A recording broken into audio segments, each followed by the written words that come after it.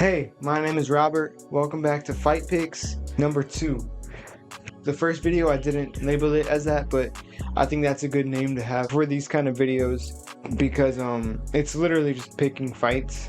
So Fight Pics with Robert, let's go. Number 2. Teofimo versus Shakur Stevenson is this weekend, and it is honestly one of the best fights we've seen in a long time in boxing. I'm really looking forward to it, and I'm going to give my predictions. Let's analyze the fight. Teofimo Lopez, he's a pressure fighter.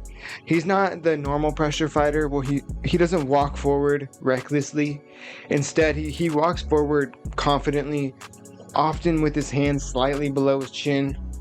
And he looks for counters and ways to set up his powerful hook combinations. Teofimo Lopez, he likes to lead with the jab sometimes, and he really likes to bring that right hand behind it. Sometimes he'll double jab, right hand, or sometimes he'll just throw a regular 1-2. Teofimo Lopez, he's a very in and out kind of fighter. Typically he will do this to land the most powerful shots, but he hasn't really done it as recently because he's been fighting different levels of competition that don't allow him to do that. He's been fighting smarter. More recently, we've been seeing him standing in the middle of the ring and walk down his opponent. He likes to counter his opponents often, and if he wants to beat Shakur, he will probably have to resort to this style because the lunging wildly in range will not work against Shakur Stevenson, who is an excellent counterpuncher. I've noticed that when Teofimo Lopez is counterpunching, he can be vulnerable to counters from his opponent due to his low guard. His lead hand specifically is pretty low at times. He makes up for this with good reflexes. He has great reflexes. Most of his counters are from that kind of slip, and then he'll build something off of that. Against a precise counterpuncher like Shakur Stevenson, he really has to be careful though. When Teofimo Lopez walks his opponent up against the ropes, his lead hand tends to drop. Against a precision puncher like Shakur Stevenson, he cannot have this because he'll be open to straight punches, and that is Shakur Stevenson's most used weapon, is his straight punches. Against Sandor Martin, he was put down with a check right hook, and Jermaine Ortiz caught him with that same shot in his fight. Both Sandor Martin and Jermaine Ortiz share something with Shakur Stevenson. They are both southpaw. That check right hook of Shakur will be huge in his upcoming fight. We don't really see Teofimo shell up like most fighters do. Rather, his countering seems to be more dependent on his head movement. We'll see Teofimo duck or slip a punch to land his counter. In many cases, this is where the big moments in his fights have come from recently. When Teofimo has faced boxers in the past, he has struggled, and that is something you really have to note in this fight because Shakur is the best of the best when it comes to simple boxing fundamentals. When we look at Shakur Stevenson, his style is pure boxing. His goal when he steps in the ring is to frustrate you and outclass you to a point of no return. He wants his opponents to be confused in the ring. To confuse his opponents, Shakur will stick them with the jab and follow up with a straight left to the head or to the body. When Shakur is in the zone and has his opponent figured out, he can stand at any range. If Shakur is comfortable in a fight, he will stand in the pocket with the fighter and trade with them and get the better of them. Against Oscar Valdez and William Zepeda, he did exactly this. He stood right in front of them, Philly shell defense, and traded with them.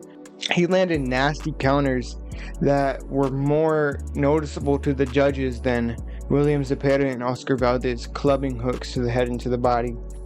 Most of those shots landed on Shakur were either fully blocked or slightly blocked. When Shakur fights in the pocket like that, he plants his feet and uses his shoulder rolls and his head movement to land his counters. Besides counters, he will start the action by being the first one to punch in the range sometimes. Because Shakur relies on his upper body movement in this range, he is more vulnerable to counters from his opponents. The big looping shots won't land on Shakur in this range. Instead, it'll be the quick, well-timed hooks that may have a chance of connecting clean. Shakur likes the mid-range the most because it is where he can land all of his punches on you while while being the most defensively sound. In this range, he has enough room to use his footwork to evade the punches as well. All of Shakur Stevenson's punches are very fast and crisp. They are super eye-catching to the judges for this exact reason. Even though people criticize Shakur for his lack of power punching, he makes up for it with the precision. He has dropped fighters and stunned fighters before with precision alone. His straight left to the body or to the head is probably his most nasty shot he can throw. It's a super draining punch. In a 12-round fight, you just can't get hit with that shot. In Shakur's fight with Josh Padley, he got the stoppage with this exact punch. Here's my prediction. Both fighters are the same age, they're basically the same height, and they have pretty much the same reach. This is a very even fight on paper. They have very contrasting styles. Shakur is the clean boxer, while Teofimo is often noted as the flashy counterpuncher, even if he hasn't been as deadly lately. For this reason, picking Teofimo by stoppage is very difficult. Ever since Teofimo has started fighting pound for pound talent and fighters who can match his skill set, the power hasn't really been a factor in any of those fights. He hasn't stopped anyone since his win over Pedro Campa in 2022. Since that fight, he's gone the distance 5 times. His finishing potential in this fight is low, but Teofimo often does shine on the biggest stages. If Teofimo shows up the best he can possibly be the night of and he fights to his competition level, if not better, the odds of him stopping Shakur Stevenson go up. That being said, I feel like the defensive flaws of Teofimo Lopez will be exploited heavily by Shakur Stevenson. That low lead hand that Teofimo loves to have will be taken advantage of by Shakur. Teofimo has been dropped twice with right hands on that side of his guard. Specifically referring to that check right hook, Shakur Stevenson has dropped people with that shot before. He stunned Oscar Valdez with that shot and sat him down soon after. It's almost a near replica of how Teofimo got dropped against Sandor Martin. It wasn't the power of Sandor Martin that dropped Teofimo Lopez, it was the placement and timing of the shot. Picking Teofimo in this fight is really hard for me, despite his great resume and recent victories. This is because Shakur Stevenson is simply the best at what he does. If Teofimo had razor close fights with Sandor Martin and Jermaine Ortiz, who are good boxers, I just cannot pick him to win against Shakur Stevenson. I just cannot pick him to beat Shakur Stevenson, who is the best of the best when it comes to boxing.